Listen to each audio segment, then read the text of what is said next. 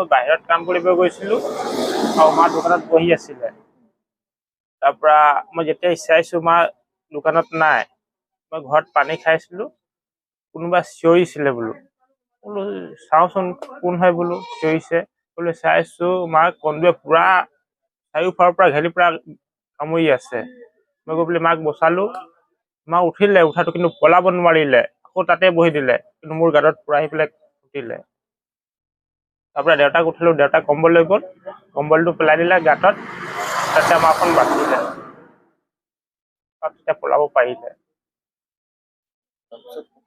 তাৰপৰা আমি মেডিকেল লৈ গ'লোঁ, MMC-ত মৰাণ, ইনজেকশ্যন দিলে আৰু দৰৱ চৰৱ দিলে, খালোঁ, কিন্তু তাত নহ'ল ঠিক।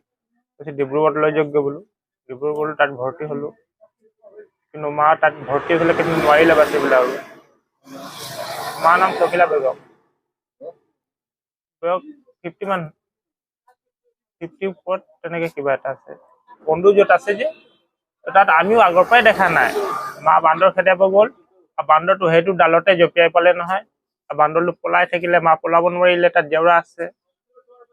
মাক যেতিয়া চিঞৰি আছিলে নহয়, তেতিয়া ল'ৰাটো গ'ল, তো ল'ৰাটোক মানে বৰৰ লোক কামুৰিলে, সি পলাই আহি ঘৰত আহিলে। তাৰপাছত কৈছে কি হ'ল, মই সুধিলোঁ কি হ'ল, আৰু মায়েক মানে বৰৰ কামুৰিছে, মোকো কামুৰিছে।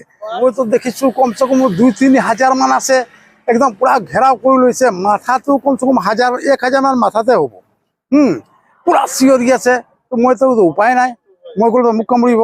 তাৰপাছত মই কি কৰিলোঁ, এই কমৰ লৈ গ'লোঁ, কমৰ পেলালোঁ, ক'লোঁ কমৰটো ঢাকি ল, জলদি পলা তাৰপৰা। তাৰপাছত পলাই আহিলে, পলাই আহি চিধা পৰিয়ে দিলে মানে। লগে লগে গাড়ী মাতিলোঁ, গাড়ী আহিলে, লৈ গ'ল মেডিকেল, এই নাৰ্ছিং ৰুমত। তাৰপাছত বেজি চেজি দিলে, বেজি কমচে কম 6-7টা মান বেজি দিছে এজনক। তাৰপাছত ক'লে কি নহয় আপোনালোকৰ ডিব্ৰুগড় লৈ যাওক। তাৰপাছতো মই নাই, সিহঁতে মই ফোন চোন কৰি পেলাই মানে খবৰটো লৈ আছোঁ, কৈছে কি নহয় ভালে আছে, মাত চাত দি আছে। পাছত তৎক্ষণাতে মানে কি হ'ল, কি ডাক্তৰ কৈছে কি হাতটো লাহে লাহে মানে কমি আহি আছে, ক'লে আৰু 10-15 মিনিট থাকিব, হয়, তাৰপাছত মানে গুচি যাব।